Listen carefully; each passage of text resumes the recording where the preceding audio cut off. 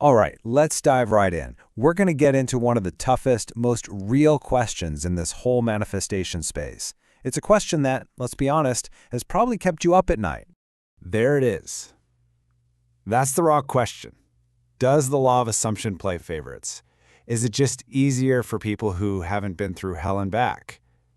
If you've ever looked at someone else's life and felt that sting of, why not me? You need to hear this. You're just scrolling, right? Or maybe you're talking to a friend, and bam, there it is, the engagement ring. The new job title, the dream vacation. And for them, it just seems so effortless. And then the screen goes dark, and you're left with you. The weight of it all, the stress in your shoulders, the old wounds that still ache, this feeling like you're fighting tooth and nail just to feel okay. That gap between their life and yours, it feels massive. Yeah, it's a punch to the gut. It makes you want to scream, what am I doing wrong? Why is this so hard for me? It seriously feels like the universe is picking teams and you're always picked last. Okay, first things first, I need you to hear me on this. That feeling, it's completely valid. It's real. And I promise you, so many people are feeling that exact same thing right now. You're not broken, you're not doing it wrong. But what if that whole feeling of unfairness is actually built on a big misunderstanding of how this all works? So let's do a little reality check, because we have to get this straight. The universe isn't fair, and it's not unfair. It's a mirror. That's it. It's not some judge in the sky deciding who gets what. It's actually much simpler and honestly way more powerful than that. See, the law is totally impersonal. It couldn't care less about your history, whether you're a good person, or what trauma you have. It has exactly one job: to perfectly reflect back to you whatever you assume is true about yourself and the world. Think about it like a copy machine, a really, really good one. If you put a piece of paper on the glass that says, I never get what I want, the machine doesn't sit there and think, oh, but this person is so nice, they deserve better. No, it just makes a perfect copy of, I never get what I want. It just copies what you give it. So let's look at this in real life. Sarah sees her friend's engagement. Her gut reaction, the paper she puts on the copy machine is not for me. So her reality keeps giving her more copies of not for me. Now Ben sees his coworker get a promotion. He puts a totally different paper on the machine. His says, hey, that means it's possible for me too. What do you think his reality starts to copy? Possibility. Same event, totally different assumptions, totally different worlds. And this is the key.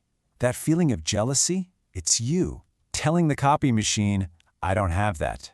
It's a powerful instruction. So the law isn't being unfair to you, it's just being perfectly obedient to the commands you're giving it without even realizing it.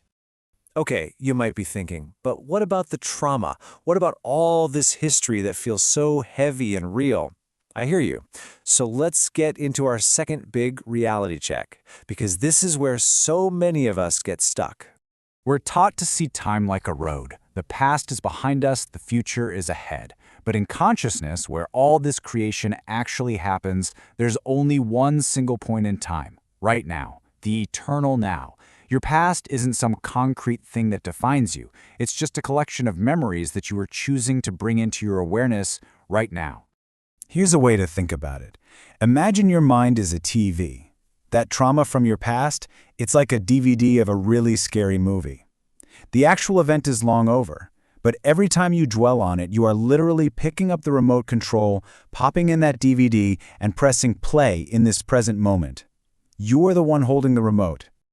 So for Maria, that feeling of abandonment isn't in her past. She's bringing that movie into her present relationship, right now. For David, that layoff isn't just a memory. It's a movie called I'm a Failure that he plays on a loop, which blocks him from seeing anything new. They both have the power to put down the remote and change the channel. Okay, this next part is maybe the most important reality check of all, because this is the trap. This is the belief that keeps so many amazing people stuck in a loop forever. This is it, right? The big one? How in the world am I supposed to assume I'm rich and successful when my body is literally vibrating with anxiety? How can I feel loved when my nervous system is screaming danger? It feels so logical. It feels so true. But it is one of the biggest, most convincing lies you will ever tell yourself. The belief that you have to fix your feelings or calm your nervous system before you can have what you want, that's a rule that you made up. And because the law is a neutral mirror, it has to reflect that rule back to you, creating a world where you're on an endless quest to feel better first. I want you to try on this idea instead. You, the real you, your pure awareness, you are the vast open sky. Your feelings, that anxiety, that stress, that's just the weather. And a storm can be violent, the clouds can be dark, but the weather can never ever damage the sky. The sky just is. You don't have to wait for the storm to pass to be the sky. And listen, this isn't just a nice idea. This is the proof. People have manifested complete turnarounds in their lives while feeling absolutely awful. Not by getting rid of the bad feelings, but by separating from them. By realizing, okay, I can feel this anxiety surging through me, but it is not who I am. It's just weather, and I still get to decide what's true. So, what does this all mean for you, right now, sitting here with all those feelings and all that history? How do we actually do this? Let's make it super practical. Here's your new practice. 1. Detach. You let the storm of feelings happen, but you remember you are the sky. 2. Describe. The second you catch yourself playing that old scary movie, you change the narrative. You just start describing the situation as if it's already exactly how you want it. And 3. Build. You become obsessed with your own greatness. This is your new job. Your only focus now is building this new idea of yourself. You stop paying attention to how unfair everything is, and you become completely absorbed in the truth that you are perfection itself. You don't just say these words, you feel them, you claim them. This is who you are now, no matter what the weather is doing outside. Because at the end of the day, this is the most liberating truth there is. You're not a victim of your past or your feelings or your nervous system. You are the source. You are the projector. That copy machine is just sitting there, waiting patiently for you to put a new, brilliant, amazing story on the glass.